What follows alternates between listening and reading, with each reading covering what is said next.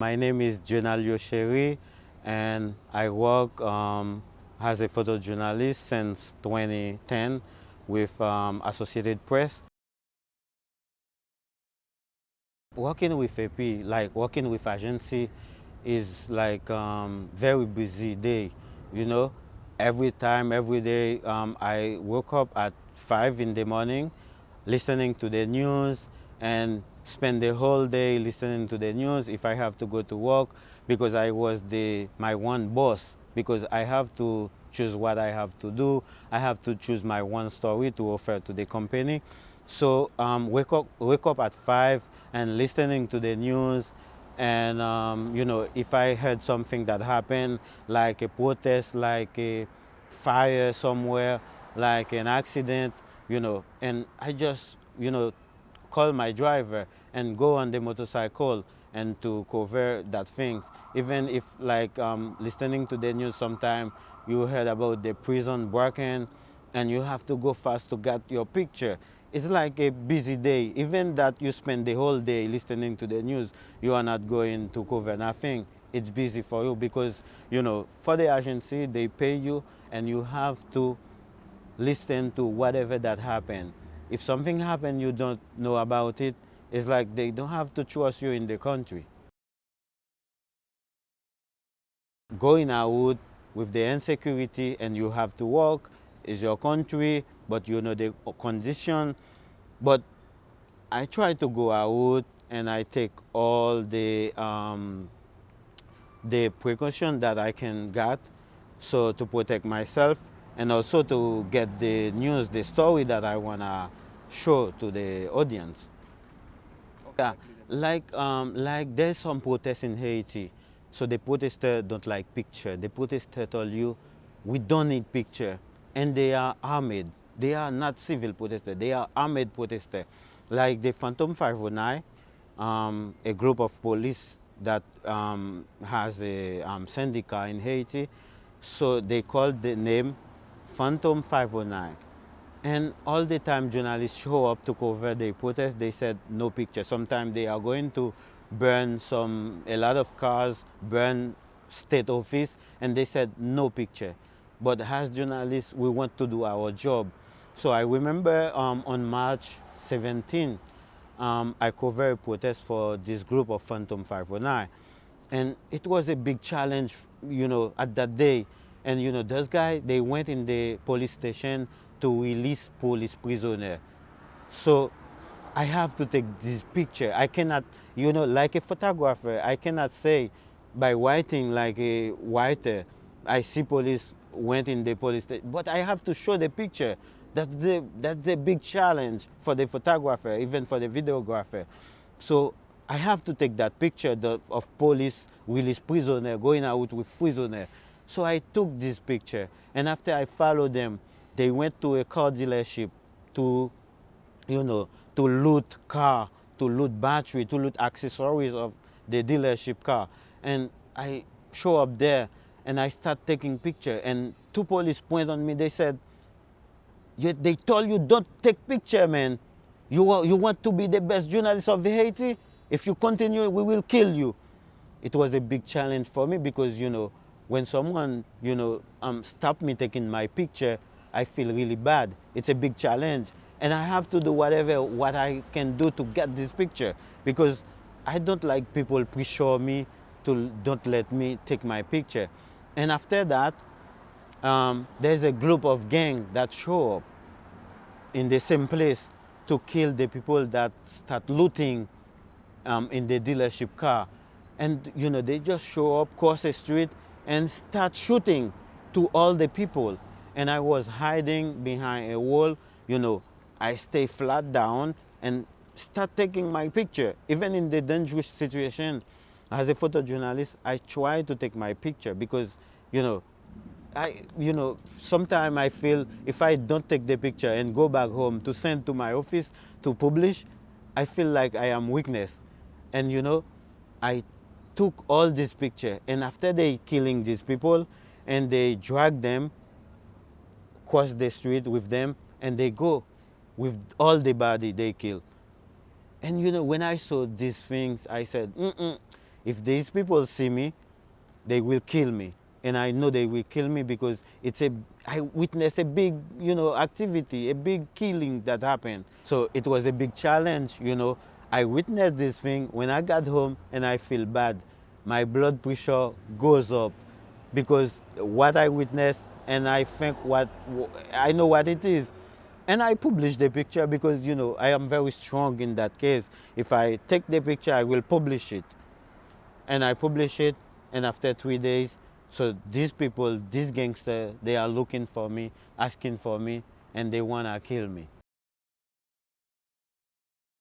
Sometimes people, I finish covering something, I publish a story, so on Facebook, or they, call me directly. They just talking. For me, they just talking. I don't care about these things. So I think some people can not happy with my stories, with my publication. Also, a lot of people happy also. But as a photojournalist, when people are not happy, I feel that I do something that's very good. Sometimes the government they are not happy. Sometimes supporter of the government they are not happy. Sometimes opposition they are not happy. Supporter of the opposition they are not happy. But for me, if I balance my story, my report, so I feel good. This is normal. We are doing a profession with a lot of risk. Everyone know that. So I know that I take a lot of risk to cover some kind of story, some kind of event, news. But that's the life of the photojournalist. So I used to receive threats, but not in in this situation. Haiti arrived in a way that the gang has more power. So you don't have any place to complain for them. You know, it's like even the police, they are involved in certain things. If you go to complain at the police, it's like going to the worst place. When that happened to me, I cannot go to the police station to complain. I cannot go to anywhere because the authority, they are like, you can't understand them because so many things happening. They are not. They keep their silence. So in that case, I feel like I am close to die because at that time a lot of kidnapping happened, and they are killing a lot of people, a lot of lawyer, all people that have name for the position, and I feel like that is the last time. If I keep continue, I will get killed. It was a big, big, big decision, and at first I didn't say to my wife what was happening because I don't want to shock her. And I keep thinking by myself. And when the journalists call me to tell me they are looking for me, they are asking for me for my information, and I said, "Are you sure? For what? For who they are asking for?" He told me they're asking for Dieu-Nalio Chery with the technology right now, so they can go on the internet, see who covered this event, and see the name under the picture. I said, wow. And I keep thinking about that all the week. And I can't tell that to my wife. And I just say that to AP, but I don't tell AP, I didn't say to AP yet that they are looking for me. I was thinking like, what will I do? Will I have to leave the country? Will I have to negotiate with those guys? What can I do? And the blood pressure going up. And the AP, my manager told me, go to hospital, Chery.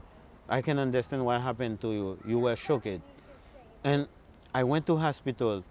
I am on medicine to down the blood pressure. I try to see what can I do before telling to my wife. And at the end, after 1 week, in the middle of the second week, I told my wife that what happened exactly. So we have to leave the country to avoid killing. I left Haiti on June 18 because I had to travel to the United States on July 1st. With the CUNY, with the visa that I have to travel on July 1st. And I said, if I stay in Haiti until July 1st, something gonna happen to me. And I left Haiti on June 18th to Dominican Republic, and I spent like 12 days there. You know, I have some good friends that are working for AFP, that photojournalists over there. They receive me, they give me place to stay, and also the Association of Journalists in Dominican Republic. They care about me, about my security, and you know, I was in a good hands over there. I feel that I miss a big a big things in my archive, um, because you know I am the witness of Haiti since 2 decades, and you know I follow everything, and I don't like to travel a lot because I don't want to miss anything. I choose to stay in Haiti, but right now this thing that happened with the assassination of the president, I feel very bad and very sad that I am not in my country to take all kind of picture, to go to the funeral of the president, to cover this event. You know, um, that's life. That's life. But you know, at the same time, I am here. I saved the life of my family. I came here like a professor and a researcher, so I will teach class at CUNY for like I will share my experience. I think I have a lot of experience, you know, dealing with all kind of event situation in Haiti, like hurricane, violent protests, earthquake, human rights issue, um, hunger, poverty. And I think I have enough to share at CUNY with the student. I think they will happy to have me as a outsider, as a foreigner, to share my experience with them. I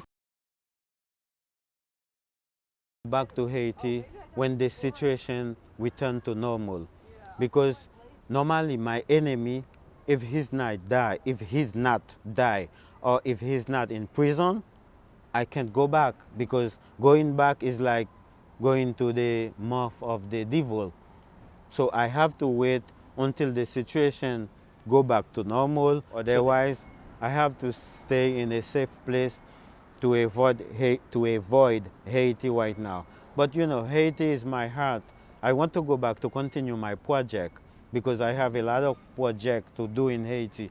But if I knew that I will leave Haiti, you know, I will try to do all the kind of project that I have to do.